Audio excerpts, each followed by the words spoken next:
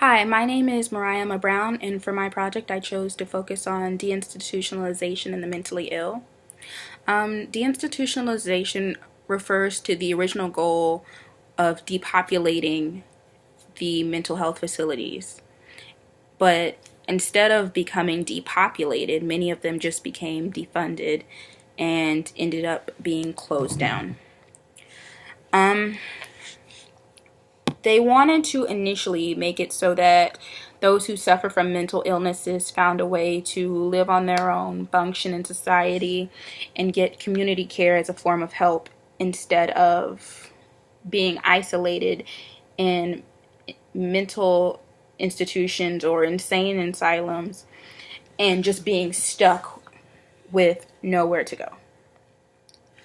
Clorazapamine was one of the first antipsychotics that was introduced into the mental health society. It was supposed to provide a way to make those with mental illnesses outpatients instead of permanent inpatients, but it didn't do what they thought. Although it did control the symptoms, they didn't account for extenuating circumstances such as being able to afford the medication that they needed, or being able to stay stable enough to know that they still need the medication. Community care was introduced, which is the idea that, the mentally ill are treated at home instead of in the society, in the asylums. They are supposed to be able to be in a comfortable setting and be taken care of by close family members, have nurses come. It was meant to not isolate them anymore and make them a part of society. But community care isn't taken as seriously as it should have been, along with the fact that after mental institutions were shut down, the only places that offered long-term care became very expensive, and it was hard to afford the treatment that was needed in order to make a patient an outpatient. And with the eliminations of the hospitals, it gives them nowhere to go.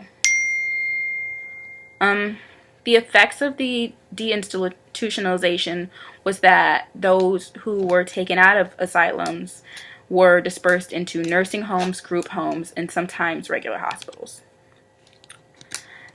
Many of these facilities were not equipped to care for people with long-term mental illnesses. Like nursing homes are equipped to care for the elderly. Group homes are like halfway houses for those who are temporarily needing a place to be. And regular hospitals do not have enough beds in order to care for long-term patients for an extended period of time. This led to many of them becoming homeless or experiencing substance abuse problems. The homelessness was because it was difficult for those with mental issues to keep a stable job and a stable place to live. And because they sometimes cannot recognize when they need their medication, it led to a higher rate of substance abuse. Trans-institutionalization has become an effect of deinstitutionalization. Trans-institutionalization is moving people from one form of institutionalization to another. This was focused on in one of my articles called The Deinstitutionalization of the Mentally Ill, Evidence for Trans-Institutionalization from the Psychiatric Hospital and Penal Institution. The reason it's done by the penal institution is because that many of the mentally ill tend to end up in a rotating door of the prison system. Because they lack the ability to understand that I have to stay on this medication no matter if I feel better in order to be okay. A lot of them stop taking their medication, which can lead to petty crimes or things even as simple as peeing in public.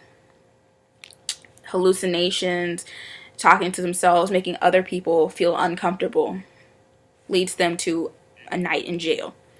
And the jail provides them a form of comfort. The jail gives them that place that they need to go. It gives them food. It gives them shelter when it's cold outside. And honestly, deinstitutionalization has led to the criminalization of the mentally ill. They have nowhere else to go except jail sometimes. And there have been programs put in place after their release, which was mentioned in addressing the challenges of community reentry among released inmates with serious mental illness. There are programs that help them find jobs and housing, but these programs only help initially after release. A big issue is that they help and they do not check in. Since the closure of mental health facilities, prisons have become the homes for many patients. This phenomenon is something that shouldn't be happening. Jails provide a stable environment that the institutions provided. And with the lack of programs to check in and no preventative measures like testing before actually locking someone up to see if they actually, like, do you have a mental disorder? Can we send you to a different facility instead of jail? It's hard to determine where to put them, and it's hard, even if you like understand that this person has a mental issue, you can't always send them to a different program because in a lot of states they're not available. An ethical issue that came up with deinstitutionalization was that a lot of them mentally ill are now homeless. A lot of mentally ill are not cared for. A lot of mentally ill cycle in and out of prisons. A lot of mentally ill people do not have access to the help they need, which was provided in the asylums. And they cannot afford to be treated. And they have been viewed more now as a pariah in society instead of somebody that we're willing to help. With deinstitutionalization's goal was to send less funding to these places and to make a way for them to live by themselves. But at the end of the day, all it did was cause them to be overloaded into another system, such as jail. All that it caused was for the mentally ill to not be able to have a safe space to go. Deinstitutionalization was supposed to be a positive on society, but instead it was a negative.